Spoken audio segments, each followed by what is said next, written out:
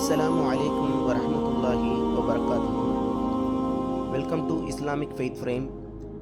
அன்பான சகோதர சகோதரிகளே, நாம் இன்றைக்கு ஏன் அல்லாஹ் நம்மை படைத்தான், வாழ்க்கையின் உண்மையான நோக்கம் என்ன என்பதை இந்த ஃப்ரேமின் வழியாக பார்ப்போம். ஒரு நிமிடம் நீங்கள் என்றைக்காவது இந்த கேள்வியை உங்களுக்குள் கேட்டிருக்கிறீர்களா? நான் ஏன் இந்த உலகத்தில் பிறந்தேன்? வெறும் சாப்பிட, தூங்க, வேலை செய்ய, பணம் சம்பாதிக்க, திருமணம் செய்து ஒரு நாள் இறந்து விடுவதற்காகவா? அல்லது நான் பிறந்ததற்கு பின்னால் மிகப்பெரிய ஒரு நோக்கம் இருக்கிறதா? இந்த உலகத்தில் உள்ள ஒவ்வொரு பொருளுக்கும் ஒரு நோக்கம் இருக்கிறது. ஒரு பேனா எழுதுவதற்காக பயன்படுகிறது.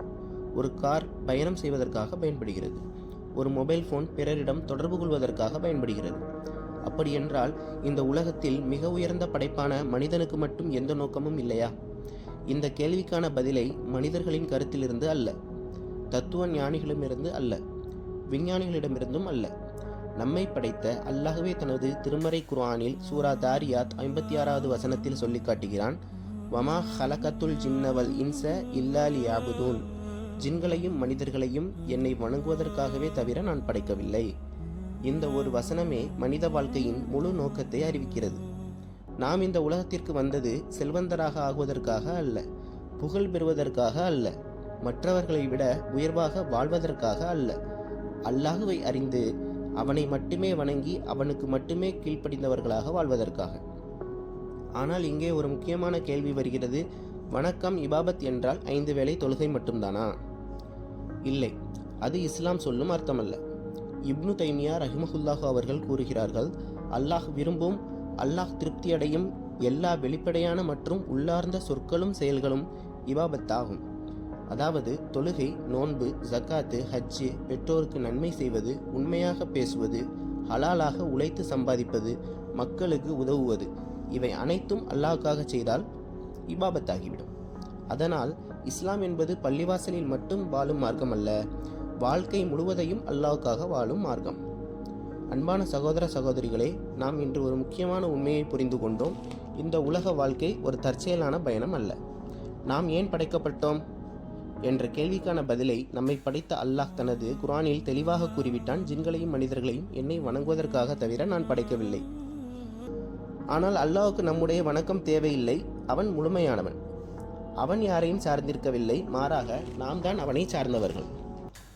சூரா ஃபாத்திர் வசனம் 15இல் அல்லாஹ் கூறுகிறான், யா ஐயுஹன் நாசு அன்துமுல் ஃபுகராஉ இலல்லாஹி வல்லாஹு ஹுவல் கனியுல் ஹமீத். மனிதர்களே, நீங்கள் அல்லாஹ்வை சார்ந்தவர்கள், ஆனால் அல்லாஹ் தேவையற்றவன், புகழுக்குரியவன். எனவே இந்த வாழ்க்கையின் உண்மையான வெற்றி என்பது அதிகமான செல்வம் சேர்ப்பது அல்ல, அதிகமான புகழை பெறுவது அல்ல, மாறாக அல்லாஹ்வை அறிந்து அவனை மட்டுமே வணங்கி அவன் விரும்பிய முறையில் வாழ்ந்து அவனை சந்திக்கும் நாளுக்காக தயாராகுவதுதான். நம்முடைய வாழ்க்கையின் நோக்கத்தை புரிந்து கொள்ளாமல் வாழும் ஒவ்வொரு நாளும் வீணானது. ஆனால் அல்லாஹ்வுக்காக வாழத் தொடங்கும் ஒவ்வொரு நாளும் அர்த்தமுள்ளதாக மாறுகிறது.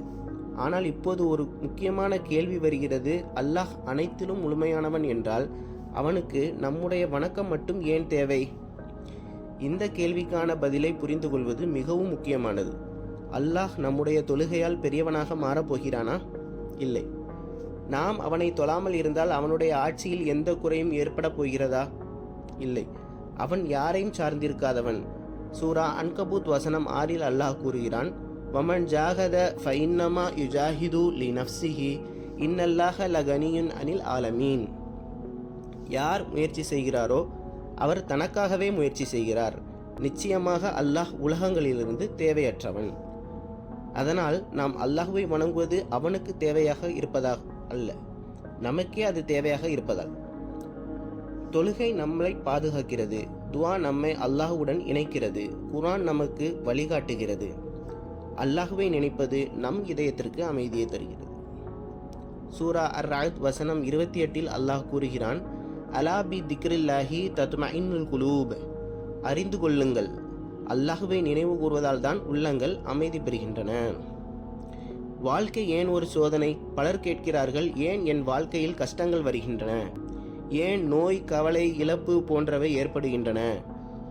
குர்ஆன் இதற்கான பதிலை தெளிவாக சொல்கிறது. சூரா முல்க் வசனம் 2இல் அல்லாஹ் கூறுகிறான், அல்லதி ஹலக்கல் மௌத்த வல் ஹயாத்த லியபிலுவக்கும் ஐயுக்கும் அஹ்சனு அமலா, உங்களில் யார் செயல்களில் சிறந்தவர் என்பதை சோதிப்பதற்காக மரணத்தையும் வாழ்க்கையும் படைத்தவன் அவனே.